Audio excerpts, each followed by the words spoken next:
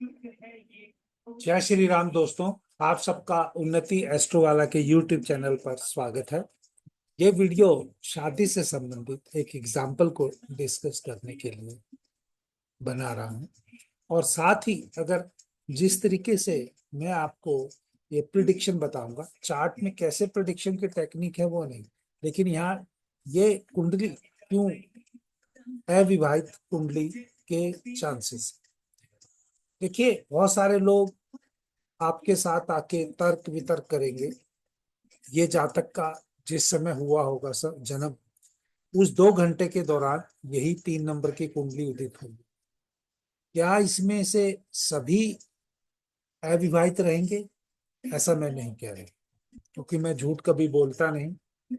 लेकिन जो अगर मुझे ईश्वर ने चार्ट को पढ़ने की शक्ति दी है, या जिस व्यक्ति का कुछ गाइडेंस मेरे द्वारा देना लिखा होगा, वही मुझे आके कांटेक्ट करेगा। और ये वीडियो भी उन्हीं के लिए। देखिए, यूट्यूब पे बहुत सारे लोग स्पॉन्सर करके चलाते हैं, व्यूज के लिए चलाते हैं, उनके रिसोर्सेज हैं, वो चला सकते हैं। और ये भी यूट्यूब पे कंपटीशन है कि आपको ऊपर रहना है, दूसरे को दबाना है। तो ये भी उनके लिए ठीक है, उनकी एनर्जी है। मैं इन दोनों में ही विश्वास नहीं करता। मेरा ये मानना है कि ये वैदिक या भृगुनंदी नाड़ी या ज्योतिष की जो नॉलेज है, जिस तक पहुंचनी होगी मेरे द्वारा वो पहुंचेगी। और वो वीडियो देर सवेर यहाँ देखेगा, मुझे कांटेक्ट करेगा, या अपने से पढ़ने के लिए या कोई चार्ट के विश्लेषण के लिए। और क्योंकि मैं झूठ बोलता नहीं, झूठ के बगैर कोई भी बिजनेस चलता नहीं। तो लेकिन ये बिजनेस की तरह अपना काम नहीं। तो इसलिए यहाँ पर अभी आइए, इसमें लिखा है कि भृगुनंदी नाड़ी अगर आपको सीखना है, बेसिक से एडवांस, यानी बहुत ही, अगर आपको कुछ भी नहीं आता है वहां से स्टार्ट करके और जितने लेवल की मुझे आती है उस तक पहुंचने के लिए अगर आपको इच्छा है, तो ये कोर्स। क्योंकि हमेशा मुझे लोग कुछ बोलते थे कि भाई हमें भी सीखना है, लेकिन हम वो फीस नहीं, मेरी भृगुनंदी नाड़ी की फीस इंडिविजुअली जो पढ़ाता हूँ वो डिफरेंट है। लेकिन क्योंकि चैत्र माह, यानी चैत्र मास से नवरात्रे शुरू होंगे, और हर चैत्र माह पे या चैत्र मास पे जब पहले दिन होते हैं, मैं कुछ लोगों को बहुत डिस्काउंटेड रेट में पढ़ाता हूँ। जिनकी किस्मत में होता है या जिनको पढ़ना होता है वो आते हैं। एक कोर्स करता हूँ, जैसे पिछली बार मैंने वैदिक का किया था, इस बार मैं ये भृगुनंदी नाड़ी का कर रहा हूँ। लेकिन इसकी क्लास संडे टू संडे रहती है। और यहाँ पर एक कंडीशन ये भी है, ना आप मेरी इस क्लास को खुद रिकॉर्ड करेंगे, ना मैं रिकॉर्ड करूंगा। जो सीखना है, जैसे क्लासरूम में टीचिंग करते हैं, आप चार्ट लेके आइए, मैं उस पर पढ़ाऊंगा। हाँ, उसका जो फ्लो है, क्योंकि मेरा भृगुनंदी नाड़ी का कोर्स कम से कम 40 घंटे का रहता है। अगर वो 40 घंटे में मिनिमम, अगर आप प्रैक्टिस भी नहीं करें तो मैं 40 घंटे में पढ़ाता हूँ। वो 40 घंटे को पूरा करने के लिए जो ये 1000 रुपया महीने की फीस है, संडे टू संडे है। तो इसमें जितना आपका वो काउंट होगा वो होगा। लेकिन यहाँ पर अगर कोई आपको 15-20 हजार रुपए की चीज या 20 हजार रुपए की चीज अगर आपको कुछ 7-8 हजार रुपए में मिल रही है, और आपको एक सभी को यूनिफॉर्म प्लेटफॉर्म पे मिल रही है और आपके चार्ट से मिल रही है, तो आप अगर इसको करना चाहे तो कर सकते हैं। चलिए, जैसा मैंने कहा कि ये कुंडली अविवाहित कुंडली है। आप देखेंगे किसी भी टेक्निक से सप्तम भाव से विवाह देखते हैं, और सप्तम भाव का स्वामी अगर, यानी उसका कार्यसी लगन में बैठ गया और उसको देख भी रहा है, साथ में शनि भी वहां बैठ गया।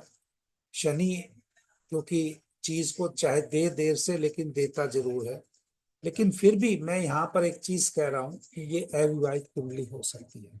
तो भृगुनंदी नाड़ी में ऐसे क्या मेथड है, क्योंकि अगर लड़के की कुंडली है तो शुक्र उसकी पत्नी का कारक है, और लड़की की कुंडली है तो मंगल उसके पति का कारक है। तो वहां पर लड़की लड़के की कुंडली में शुक्र बहुत महत्वपूर्ण होता है। तो इस चार्ट में शुक्र का संबंध कहीं ना कहीं ऐसे प्लैनेट से हो रहा है जो इसको अभी तक विवाह नहीं दे रहा। इसी प्रकार से लड़की की कुंडली में मंगल का ऐसे कुछ प्लैनेट से होगा जिनकी कंडीशन 4-5 स्टेप्स की रहती है, तो वो आपको मैं सिखाऊंगा। लेकिन इस कंडीशन में अगर हम देखें तो शनि, ये लड़के की कुंडली है, ये 89 का इसका बर्थ है और अभी तक इसका विवाह नहीं है। अब क्या, जब 89 में ये पर्टिकुलर उस मंथ में जब ये ट्रांजिट होगा, या उस मंथ में जब बच्चे, या उस दिन जो बच्चे पैदा होंगे सारे अविवाहित रहेंगे, ऐसा तो जरूरी नहीं है। फिर उन्होंने क्या किया होगा, कैसी एनर्जी उनकी ऐसी पॉजिटिव रही कि उनको विवाह मिल गई। और कई ऐसे लोगों का जो कर्म कैसा है कि भाई उनको विवाह नहीं करना चाहिए और उसके बगैर कर लेना चाहिए। तो ये सब चीजें, अगर आप किस तरफ अपनी एनर्जी को लेके जाना चाहते हैं और उस एनर्जी के अनुसार कह सकते, देखिए मैं आपको ये नहीं कह रहा कि आपकी कुंडली बदल दो। एक सिंपल लॉजिक है, अगर वीनस वहां पर बहुत ही, अगर लड़के के चार्ट में पीड़ित है उन 2 टेक्निक्स के साथ जो मैं सिखाऊंगा कोर्स में, तो मैं, चाहे भगवान उसका विवाह दे दें, लेकिन मैं हमेशा यही बोलता हूँ कि इसमें बहुत मुमकिन नहीं है। और अगर आप फिर भी करना चाहें तो ईश्वर से प्रार्थना कीजिए, या ईश्वर से इस तरह से जुड़िए कि वही आपका ये विवाह का जो अविवाहित का जो योग है वो काट सकते हैं। मेरे पास कोई इसकी रेडमिडी में किसी को देता नहीं। हाँ, मैं उस जातक को बोलता जरूर हूँ, अगर ये कार्य कर सकते हो, और ये कार्य भी आपके कर्मों से संबंधित है, ऐसा कोई अंगूठी धारण करने से नहीं है, या कोई आप कह लीजिए कोई दान दक्षिणा करने से नहीं है, सिर्फ कर्मों के द्वारा। कर्मों के द्वारा कई ऐसी चीजें हैं जो आपके चार्ट में नहीं भी लिखी तो ईश्वर उनको काट सकते हैं, आप उसको, ईश्वर आपको वो चीज दे सकते हैं।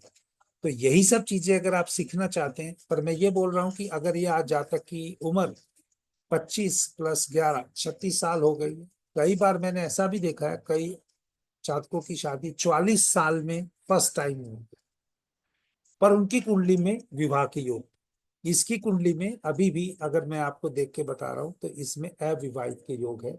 मेरी तरफ से कोई ऐसी गारंटी नहीं है कि इसका विवाह बिल्कुल भी नहीं होगा, और मैं यहाँ पर किसी भी जातक को ये कह के निराश नहीं करना चाहता हूँ कि भाई आपकी शादी कभी भी नहीं होगी।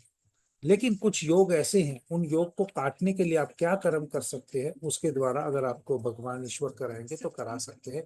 लेकिन मेरी टेक्निक के अनुसार, मेरी प्रेडिक्शन के अनुसार, इस कुंडली में अविवाहित रहने के भरपूर योग है। तो दोस्तों, ऐसी टेक्निक अगर आप सीखना चाहते हैं, चाहे वो एजुकेशन से रिलेटेड है, चाहे वो प्रोफेशन से रिलेटेड है, चाहे वो प्रॉपर्टी से रिलेटेड है, चाहे फॉरेन सेटलमेंट से, यात्रा से रिलेटेड है, चाहे आपकी स्पिरिचुअल प्रोग्रेस की है, या आप हर स्टेज पे अपने कर्मों को अच्छा करना चाहते हैं जिससे आपका संचित कर्म कट जाए, प्रारब्ध आप अच्छा करने लगे, और संचित और प्रारब्ध कट के आगे आपको आगामी एटलीस्ट जो आपकी इच्छा अनुसार है आप अच्छे से रह पाए, वो रीच अगर देखना चाहते हैं, उन कर्मों को सीखना चाहते हैं, तभी आप ये भृगुनंदी नाड़ी का कोर्स करने के लिए एनरोल्ड करें। अगर आपको चमत्कार करना है, आपको कोई गरीब से अमीर बनना है, देखिए इस कुंडली में अगर मैं ये कहूँ कि इसमें अमीर के योग है, 100% अमीर के योग है, ये जातक अमीर होगा।